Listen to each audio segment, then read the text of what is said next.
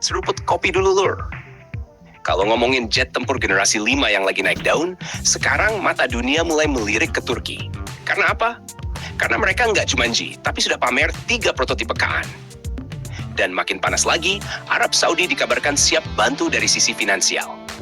Kalau skenario ini matang, Lur, ini tinggal soal waktu sebelum Kaan benar-benar jadi pemain serius di kelasnya.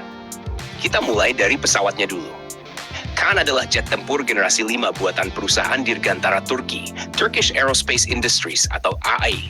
Program ini awalnya dikenal sebagai TFX, proyek ambisius Turki setelah mereka dikeluarkan program F-35 Lightning II akibat pembelian sistem S-400 dari Rusia. Sejak saat itu, Ankara nggak mau lagi terlalu bergantung pada Barat. Mereka bikin roadmap, bikin jet tempur stealth sendiri. Dan hasilnya, Kaan sudah terbang perdana pada tahun 2024. Itu bukan maquette, bukan sekadar mock-up pameran. Itu pesawat yang benar-benar terbang. Sekarang yang bikin heboh, Turki memamerkan 3 prototipe sekaligus. Artinya apa? Artinya program ini nggak mandek. Mereka masuk fase percepatan pengujian. Dalam dunia aviasi militer, makin banyak prototipe berarti makin cepat pengujian sistem avionik, radar, struktur, software, dan integrasi senjata. Satu pesawat bisa diuji radar, satu lagi uji performa mesin, satu lagi uji sistem misi.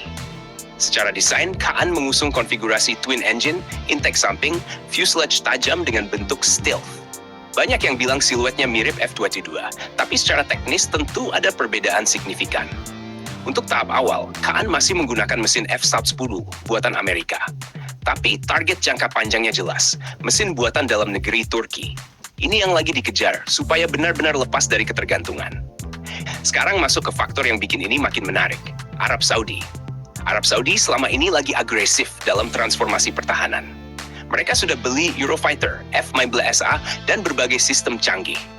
Tapi mereka juga sadar, masa depan ada di kemandirian industri. Jika Riyadh masuk sebagai partner finansial dalam proyek Kaan, itu bukan cuma suntikan dana.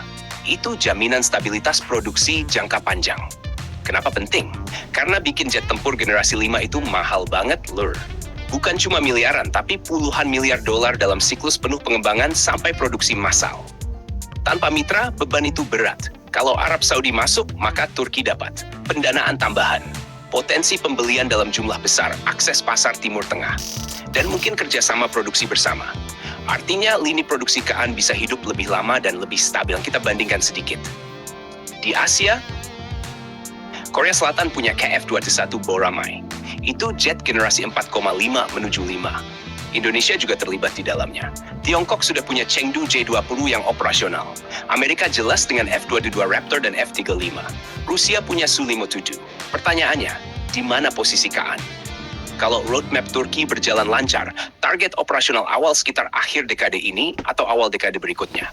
Dengan 3 prototipe aktif, timeline itu mulai terlihat realistis. Yang bikin Kaan menarik bukan cuma soal stealth, tapi ekosistemnya. Turki sudah punya drone tempur seperti Bayraktar, rudal udara ke udara lokal, radar AESA dalam negeri, dan sistem peperangan elektronik yang terus dikembangkan. Jadi Kaan bukan berdiri sendiri, tapi jadi pusat dari sistem tempur udara Turki. Kalau Arab Saudi masuk, bisa jadi mereka juga ikut mengembangkan varian khusus. Mungkin versi ekspor Timur Tengah, mungkin integrasi senjata buatan Saudi sendiri di masa depan.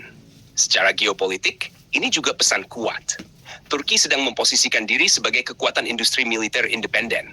Mereka sudah ekspor drone ke berbagai negara. Kalau KN sukses, Turki akan masuk klub sangat eksklusif, negara pembuat jet tempur generasi 5. Dan kalau ada dukungan finansial besar dari Teluk, maka proyek ini bukan lagi eksperimen nasional, tapi proyek koalisi strategis. Sekarang pertanyaan realistisnya, apakah Kaan benar-benar akan jadi game changer? Jawabannya tergantung 3 hal. Pertama, mesin dalam negeri. Tanpa mesin sendiri, ketergantungan tetap ada. Kedua, integrasi radar dan software misi. Generasi 5 bukan cuma stealth, tapi sensor fusion. Ketiga, biaya produksi per unit. Kalau terlalu mahal, pasar ekspor sulit. Tapi dengan 3 prototipe aktif dan potensi dukungan Saudi, momentum sekarang ada di pihak Turki. Kalau dulu banyak yang meremehkan, sekarang mulai berubah. Karena proyek ini nyata, terbang, diuji, dan terus dipercepat. Kalau Riyadh benar-benar masuk sebagai investor besar, maka ini bukan lagi soal mampu atau tidak, tapi tinggal soal waktu. Dan kalau Kaan masuk produksi massal sebelum 2030, itu akan mengubah peta kekuatan udara di Eropa Timur-Timur Tengah, bahkan Asia. Menariknya lagi, beberapa negara yang tidak bisa atau tidak mau beli FDGV-5 karena faktor politik bisa melihat KN sebagai alternatif. Dan itu peluang pasar yang besar banget. Jadi Lur, 3 prototipe sudah ada, mesin domestik sedang dikejar. Arab Saudi siap bantu finansial. Kalau semua variabel ini sinkron, maka Kaan bukan lagi mimpi nasional Turki, tapi proyek tempur global baru. Kita lihat saja, apakah beberapa tahun ke depan, Kaan benar-benar parkir di pangkalan udara Turki dan Timur Tengah sebagai jet tempur operasional penuh.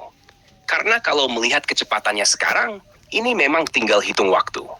Kalau menurut kalian, Kaan bisa sejajar F-35 atau masih butuh waktu panjang? Tulis pendapat kalian di kolom komentar. Dan seperti biasa Lur, jangan lupa subscribe, like, dan komen di bawah sambil ngopi.